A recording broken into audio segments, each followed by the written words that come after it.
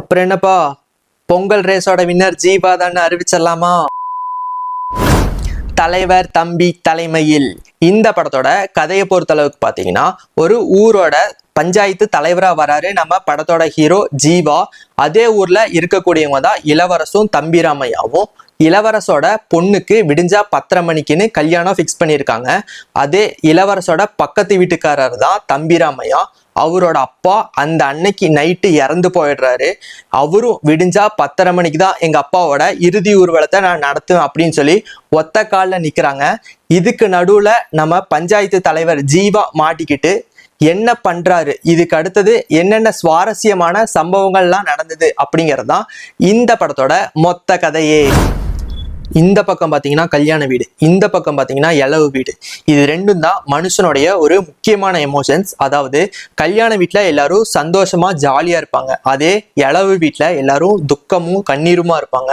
இந்த கதையே சொல்லப்போனா ஒரு கத்தி மேல நடக்கிற மாதிரி தான். கொஞ்சம் மிஸ் ஆனாலும் பிசுறு தட்டிடும். ஆனா இது எங்கேயுமே மிஸ் ஆகாத மாதிரி அவரோட ஸ்கிரீன் பிளேல மேஜிக் பண்ணியிருக்காரு இந்த படத்தோட இயக்குனர் நிதிஷ் சகாதேவ் அவர்கள். இதுக்கு முன்னாடி இவரு மலையாளத்துல ஃபேலிமி அப்படிங்கிற ஒரு சூப்பர் ஹிட்டை கொடுத்திருந்தாரு. அதை நான் இங்க மென்ஷன் பண்றேன். குறிப்பா சொல்லணும்னா, நான் இந்த படத்தை பார்த்துட்டு இருக்கும்போது எனக்கு ஒரு சந்தேகம், நம்ம உண்மையாவே தமிழ் படம் தான் பாக்குறோமா இல்ல மாறி மலையாள படம் பாக்குறோமா அப்படின்னு ஒரு ஃபீல். ஏன்னா இந்த படத்தோட சினிமாட்டோகிராஃபி எப்படி மலையாளத்துல எடுப்பாங்களோ அதுக்கு ஈக்குவலா இந்த படத்துலையும் பண்ணியிருந்தாங்க. இந்த படத்தோட மியூசிக் சொல்ல போனா ஃபர்ஸ்ட் பார்ட்டு ரொம்ப சூப்பராகவே இருந்துச்சு. இந்த கதைக்கு என்ன தேவையோ அதுக்குண்டான பேக்ரவுண்ட் ஸ்கோரை இந்த படத்தோட மியூசிக் டைரக்டர் கொடுத்திருந்தாரு.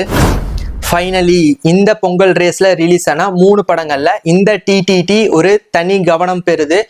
இந்த படத்துல அடல்ட் கண்டென்ட் பெருசா எதுவுமே இல்லை. இந்த படத்தை நீங்க ஜாலியா ஃபேமிலியா போய் உட்காந்து பார்க்கக்கூடிய ஒரு தரமான படம் தான்.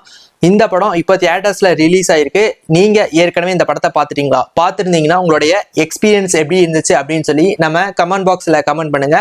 மேலும் இதே மாதிரியான இன்ட்ரெஸ்டிங்கான மூவி ரிலேட்டட் கண்டென்ட்க்கு நம்ம ஐடியா ஃபாலோ பண்ணிக்கோங்க.